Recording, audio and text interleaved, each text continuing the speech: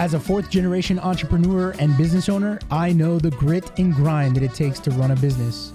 With ChingonSA, we're capturing stories from other local business owners and sharing them with you, our querido community of San Anto.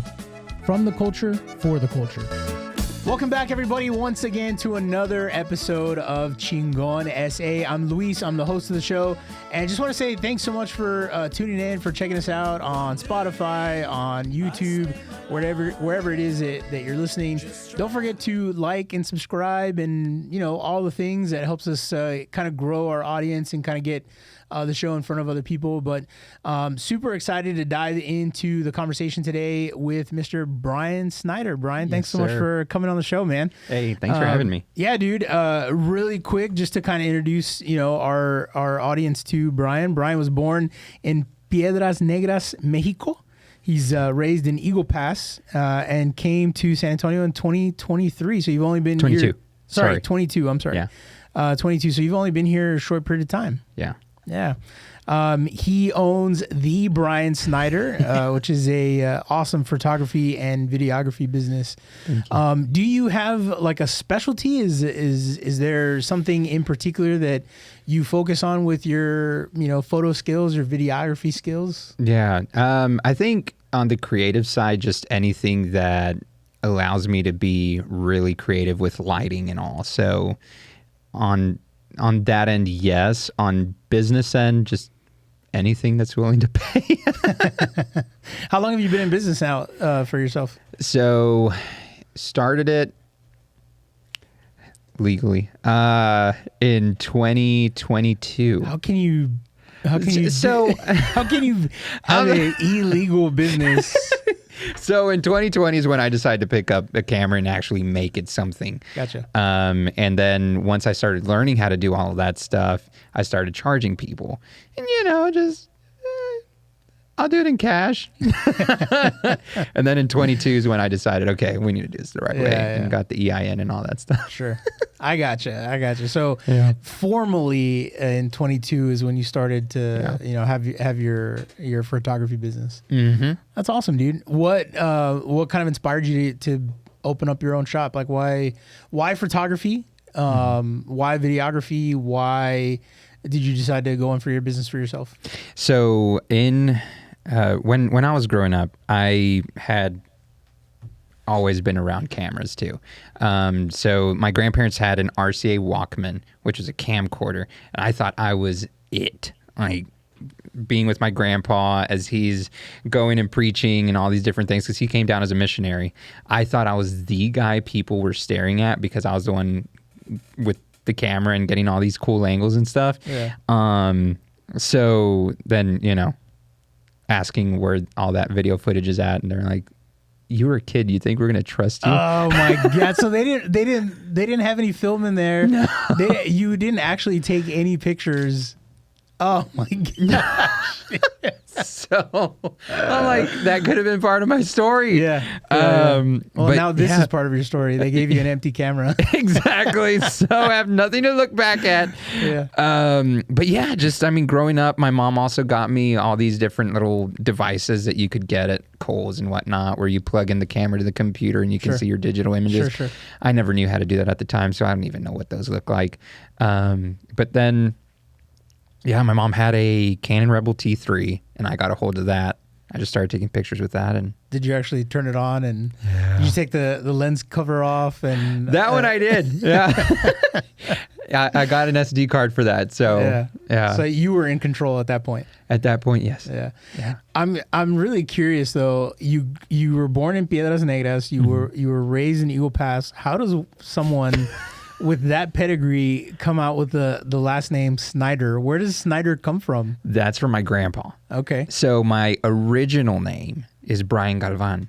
Galvan. Okay. Yes, sir. So then my grandparents are really the ones who raised me. Gotcha. And at 18, or rather 17, I'm starting the whole process of like changing my name. So then once I turn 18, I go to the courthouse to do all of that deal, and I'm like, so that was your choice. You decided that you wanted to change your name from Galvan to Snyder. Okay. Yes, sir. And so I'm like, hey, so I want to do this before Father's Day because I would like to present this to my grandpa at the time. They're like, okay, I think we can get that in. So they did. And Father's Day service at our church, I'm speaking, and I'm like, okay, so I have something to tell y'all. And everybody's like, what's going on? And my grandpa's there at the front row, and I'm like, I went to the court, did this whole deal, and now people are like, okay, what's really going on? Yeah. And then I explained the whole thing, raised by my grandparents, and so I see my grandpa more as my dad. So I want to honor him in, I think, the biggest way that I can, and that's by taking his last name. And everybody's like, what? And so then I take out the paper, like the actual legal document that says your name is now Bryan Synder. And I'm like, I got your last name. And he's like crying and everything. Wow, that's super cool. Like, happy man. Father's Day. Yeah. So you don't have a close relationship with Biodad, I guess? I do, kind of, but not as close as I would have wanted it to be. Sure. Yeah. Was he around when I don't mean to get like super personal or anything like that, but I'm gonna cry. Yeah, that's okay. This is a safe space, Bryan. I want you to know that.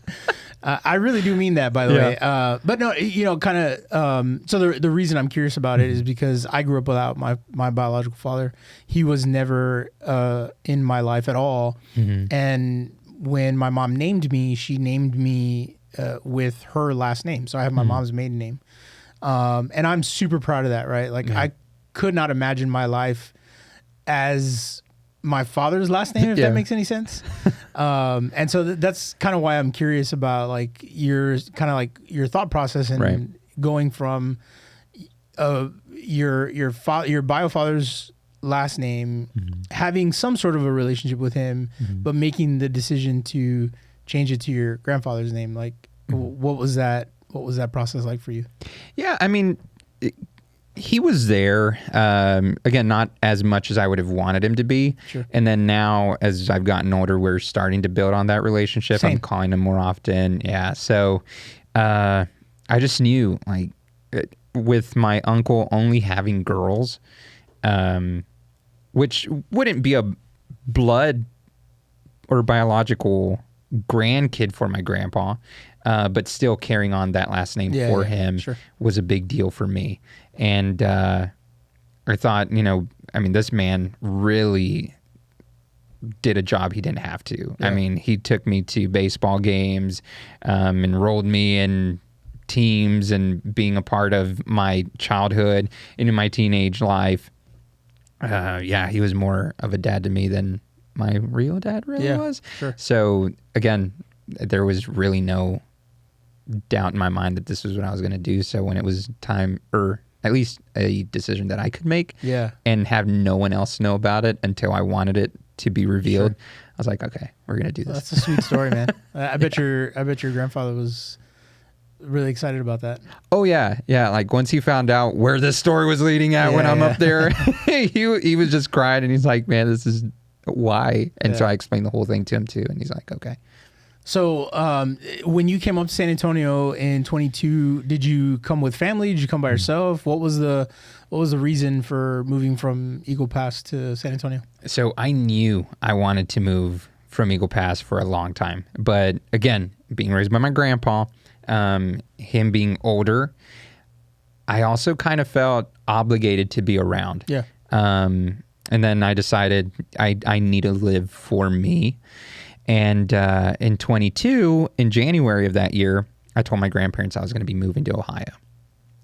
Didn't have any where I was going to go, other than I'm going to be moving to Ohio, where his side of the family is at, which oddly enough, I'm closer to them than I actually am to the family that's in Eagle Pass. Wow. Yeah. And in Piedras.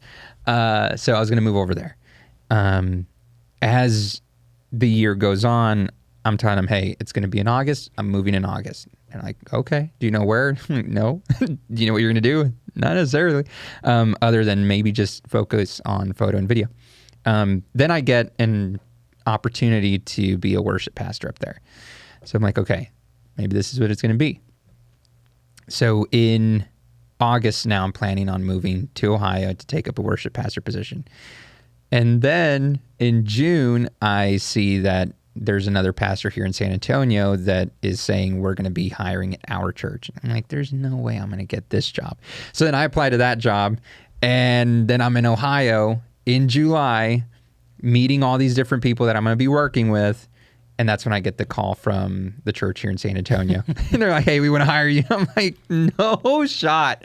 I'm like literally in Ohio right now. Yeah. I'm going to have to move back, or rather go back, and then move everything to San Antonio if I decide to take this. You were already prepping to move though, right? So, so it would have been an easier transition going from Ohio, or going from Eagle Pass to Ohio than, Eagle Pass, San Antonio, right? Oh, absolutely. So, I mean, I thought to myself, okay, well, we can pray about this, figure it out, the whole Christian answer to it, like just pray about it and then see what God leads you to.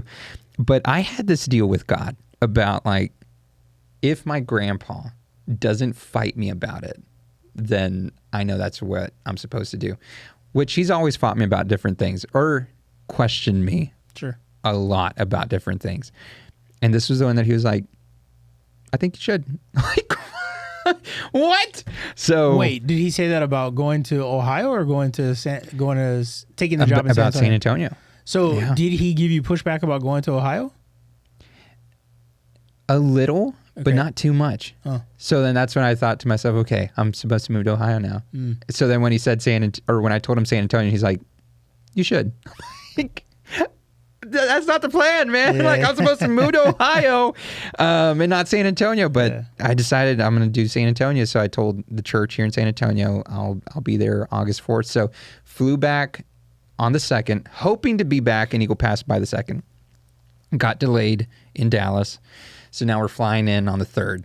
So I do a photo shoot in Eagle Pass on the 3rd for a save the date.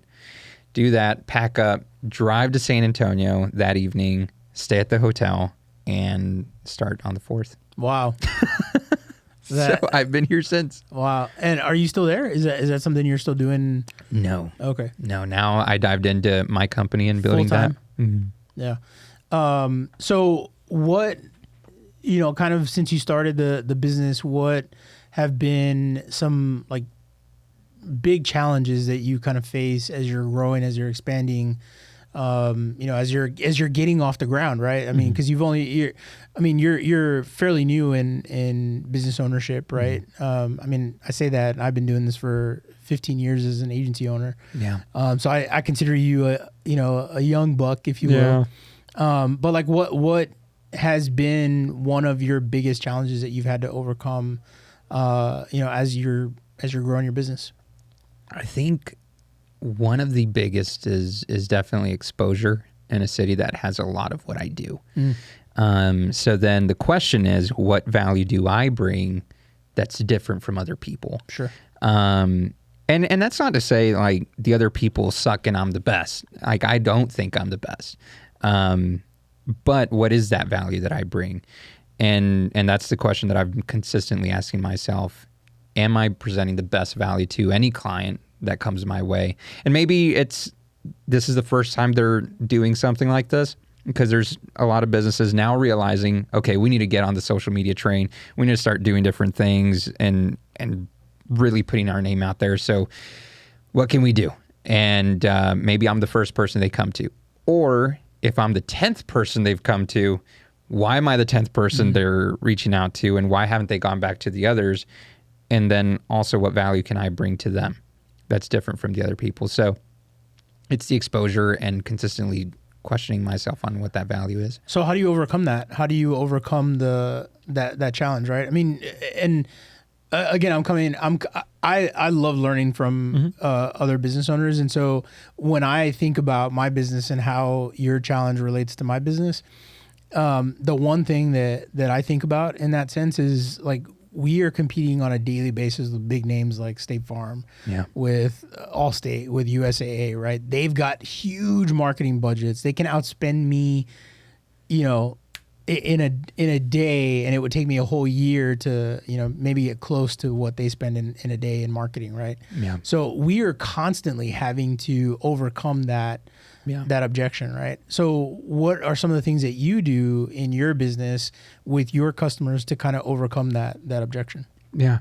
Well, so I think of like, for example, you mentioned like State Farm and Allstate, all them, like Nationwide has that thing of Nationwide is on your side. Yeah. You have the personal touch. Right. Where it's like, yeah, they can say they're on your side and everything, but when it really comes to that moment that you need them, are they really there for you? Yeah. And you guys have that. Yeah. And it's the same thing with me. Like with that value that I can bring to people, okay, how can I do that? Is it through customer service? Is it through being available? Is it through being flexible? What does that client need in that moment? Sure. And that's what I try to bring. Meeting them where they're at. Yeah. Yeah. 100%. Yeah.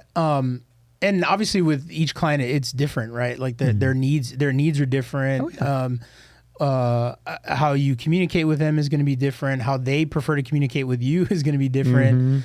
And then also expectations, right? Like you've got to make sure that your expectations align with your customers and that you're able to meet their expectations of you as a service provider, right? Is that fair to say? Oh yeah, 100%. Yeah, because and that's the wording. I'm trying to remember who it was. It might have been Future. It might have been Gary Vee too. But someone did say that the wording that you use is very important. So by telling a client, hey, what can I do for you is different from how can I serve you? So that's what I tell clients. Like, I'm here to serve you in the best way that I can. Whatever that looks like, I just want to be a resource to you. Yeah. I'm not here to sell you on anything. Yes, it would be great for you to pay me for the service, but what can I do that's going to benefit you in this time for your business? Whether that's a big scale commercial or we're just going to do a 30-minute or a 30-second social media reel. Yeah. The funny thing is that I would probably do what I do for free. Except that I can't, right? Yeah. Number one, the industry won't let me. Yeah. Number two, I need to provide for my family. I'm so passionate about what I do. Like I honestly would do it for free, but there's also nothing wrong with making a profit, doing what I love doing. Like I'm super excited to come to work every day. Yeah. I love the people that I work with, and it's truly a team environment, right? I'm fortunate to have a large team. I mean, we have 23 people on staff, and I work closely with a lot of them, right? And it's super cool to be able to come in every day and want to work with the people that I work with to serve the clients that we serve. Yeah. To your point. Right. So man, it's always nice to like hear passionate people tell their stories and like, how they are working with their clients and how they choose to do business with their clients every day, right? Like it's a choice that you're making. Yeah.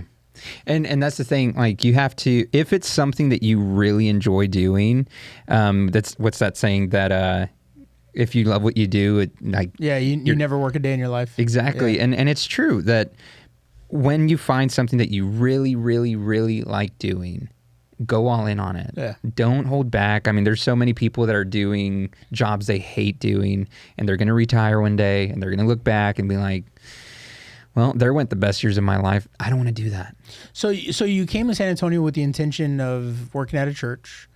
Then obviously that didn't work out. So you chose to go into business for yourself.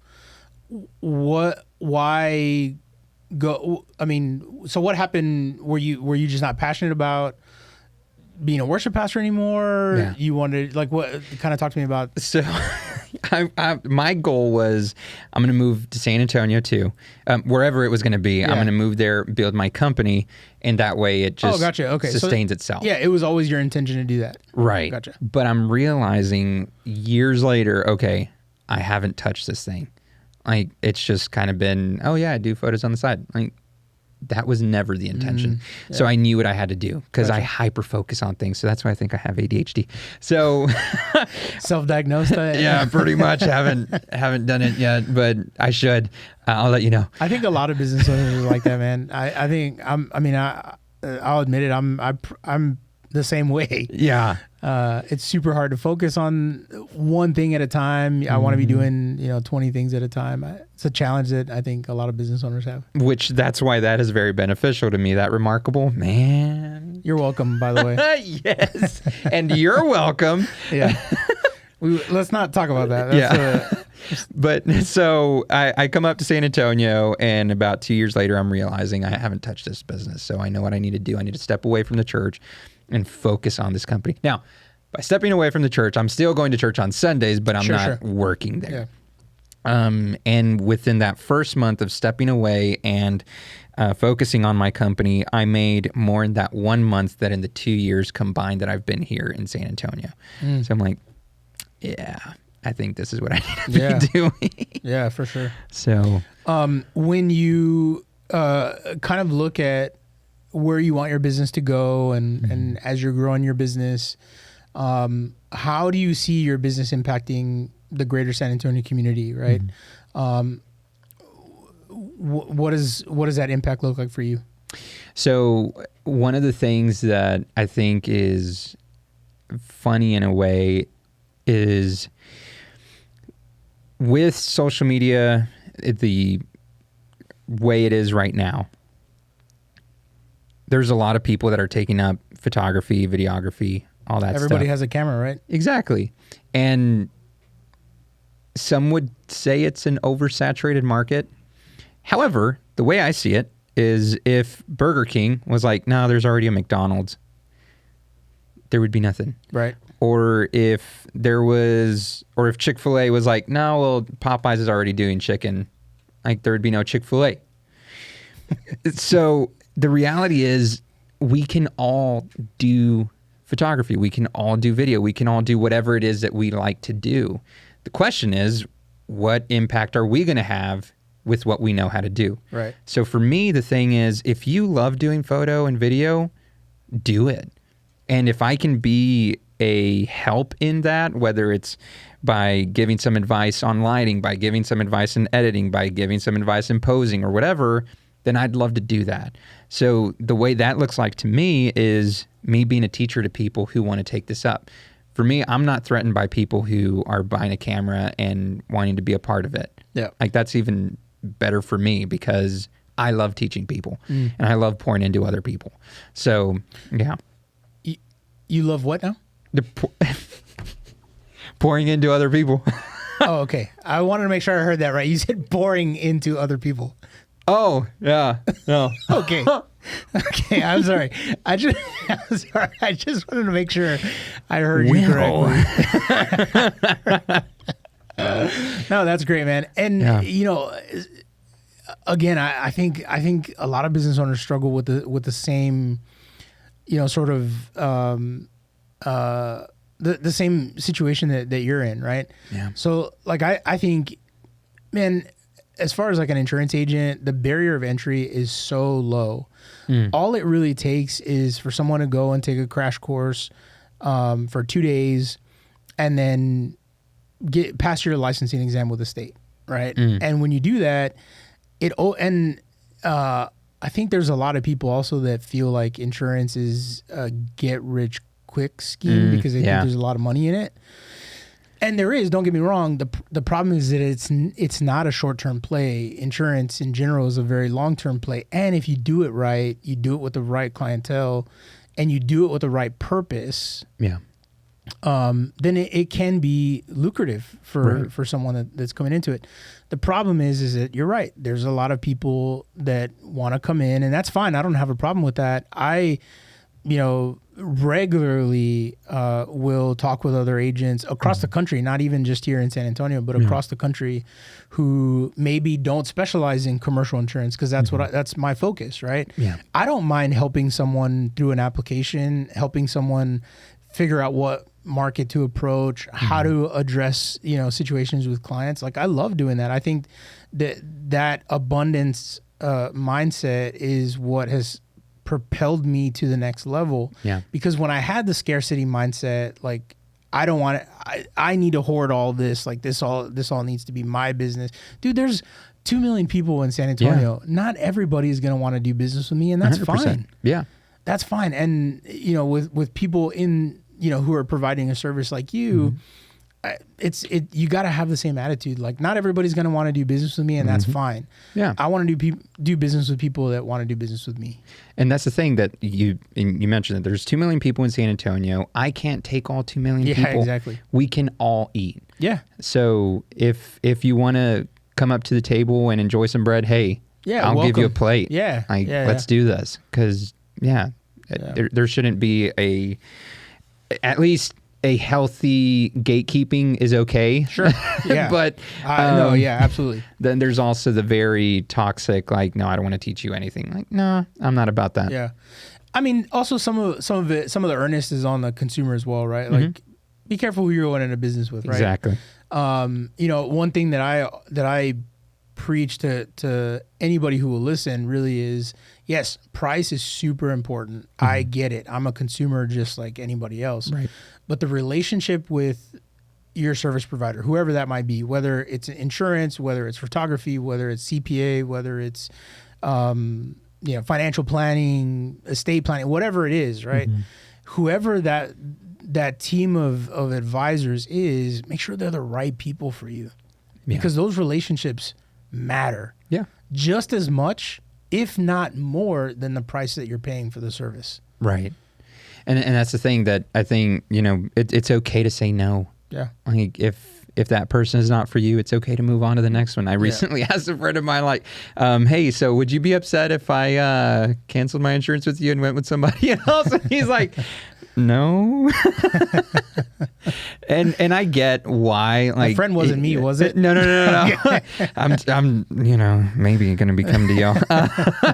But that's the thing that, like, I get why he was kind of hesitant on stuff, because I just signed with them, and I think there's like a whole deal about like you got to be there for a year or something like that. So I was like, all right, well, I'll stay there for a little while, and then we're going to be talking soon. Because I mean, there might be a better deal there, and that's the thing, that if there's a better deal somewhere, that's okay. Yeah, I mean, at the end of the day, the business should not get into the personal side of things. If we're friends beyond the business, hey, all of this is just business. Right. You're still my friend over here. Yeah, and I mean that has always been super important to me. I have friends who are on the other side of that as well, take advantage of it, right? Yeah. Like, they'll text me after hours, or they'll call me on the weekends and expect that I'm going to be responsive. And it's like, sorry, I have this boundary. Yeah. And this, after 6 o'clock on, Monday through Thursday, Monday through Friday, whatever it is. And on the weekends, that's my time with my family. And I'm not... If you get upset because I'm not responding right away after hours, then I don't really want your business. I care more about the relationship than I care about, the money that I'm earning off of the policy. 100%. I don't know. And that's just that. Maybe there are other...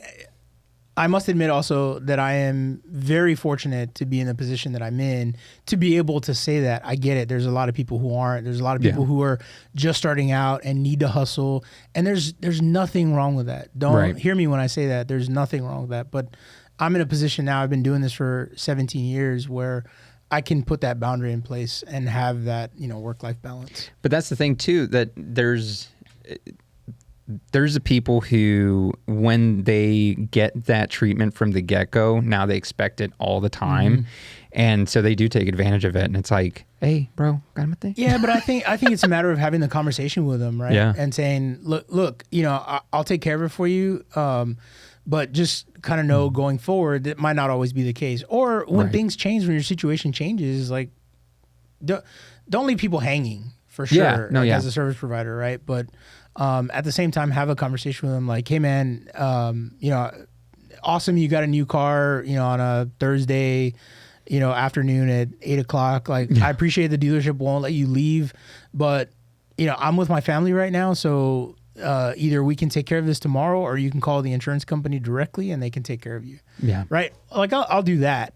Right. Right. I'm not going to leave somebody hanging, but it's important that friends understand that there is a boundary. Like, I am off the clock. What's funny too is that this past weekend, a buddy of mine invited me to this event he was having, and he said every time that he would introduce me to people, he would say, "Man, if you need insurance, this guy's," and I'm like, whoa. No, I'm just Luis right now, man. I'm just Luis. Because number one, I also don't want to be known as that's the insurance guy. I want to be known as Luis. Right. That's important for me. How do you feel about that? I mean, I think that's fine too, though. Wanting to be known as the person, not just by what you do. Yeah. Because there's been other times where, and I say this all the time with people that are in the church world, like here in San Antonio, it's not as bad, but back in Eagle Pass, people knew that I could play drums, I could play piano, I could play bass, I could play guitar, like I could speak if they needed to. And so if I went to a church and they were missing something, then it's like, oh, Brian's here, he can do it. Like, no, that's why I didn't go to my church today, because I wanted just to receive. And so that's the thing too. Like, I don't just want to be known by what I can do. I want to just be known as a person. Sure. So yes, I'm grateful for people that brag about me and tell other people like, hey, this is the person you need to talk to and everything. Do that Monday through Friday from 8 to 5 p.m. Any other time, I'm just Luis. I'm just Brian. Yeah. So looking back kind of, over the last couple of years, over the last few years, what is one lesson that you wish you would have learned earlier in your kind of entrepreneurial journey? Whatcha? Entrepreneurial journey. Big words. It's okay. I'm trying to think of one big word that I've learned recently, and I can't think of it. It's a family show, Brian. Yes. It's a family show. Oh, it is? Oops. Well, apparently I'm pouring into people, though.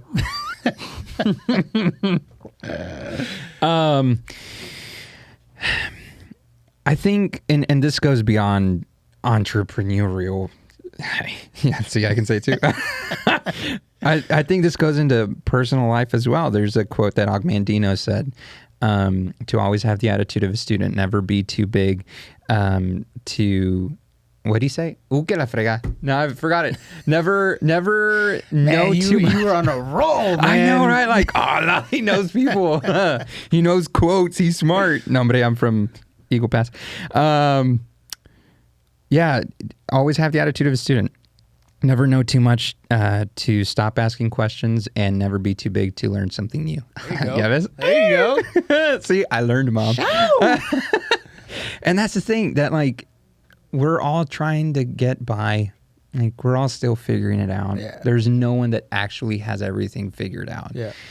And so for me, in business, in personal life, always have the attitude of a student. Be okay with learning something, even if it's from somebody that's younger than I am. Especially in today's world, like, good God, there are so many things that are happening every day. And quick. Yes. Yeah. And little kids that are like, oh, I can do this. Like, at your age? Yeah. I couldn't do that. Yeah. But yeah, like, always have the attitude of a student. So awesome. Dude, kind of as we kind of wrap up, man, this has been a great conversation. But as we kind of wrap up, what are your thoughts on legacy? What does that look like? What does legacy look like for you? What does it look like for your family? What does it look like for your business? For my family, when I get one eventually, Brian's single, ladies. Single Pringle, ready to mingle from Monday to Domingo. Just, massaging this finger. I think for family, it's just having something that they can absolutely be comfortable and work because they want to. I think for me, like, growing up again with my grandparents, we've never been poor, or at least if we were, they never showed it. Sure. And they never said it to me. Like, we could always do whatever we wanted to. Maybe they were like, oh crap, we need to do a little more today, but they never showed it. And I'd want to be providing that comfortable lifestyle for my family too. Nice. So business wise, just to keep growing this thing and have it sustaining itself to where I'm just meeting people, building bridges, but then also having people that can actually go out into the field and do the thing. So again, that's why I'm not threatened by people learning this thing. I'd love to bring them on the team and show them what we can do, because this thing alone opens up big doors that I would have never expected to walk through, but it's a good career to go into. Yeah. Man, Bryan, thanks so much for coming on the show, dude. I enjoyed kind of learning your story and your entrepreneurial story. But yeah, man, it was great. A great conversation. Thank you so much for coming on the show. Yeah. Look forward to seeing your continued success, man. I appreciate it. Likewise. I'm gonna have to have you on mine. Yeah, let's do it. Bryan has a podcast. How can people get connected with you? Yeah. Social media. I mean, obviously we'll link it in the show notes, but if you want to tell people how they can get connected with you. Yeah. So at the Bryan Synder on everything, and on YouTube too. So. Oh, watch out. Yes, sir. YouTube star sensation over here. Yes, sir, with my 124 followers. That's better than us right now, man. You're going to pass me. Just watch. But also thebryansynder.com. The Bryan, and you got a website too, thebryansynder.com. Watch out. Big time. You have your dating profile on there too? Chihuahua. I got a story about that eventually, but I'll tell you. We'll have to have you back on the show. Hey, and we'll have drinks too. All right, sounds good. Guys, thanks so much for tuning in to another episode of ChingonSA. We'll see you guys next week.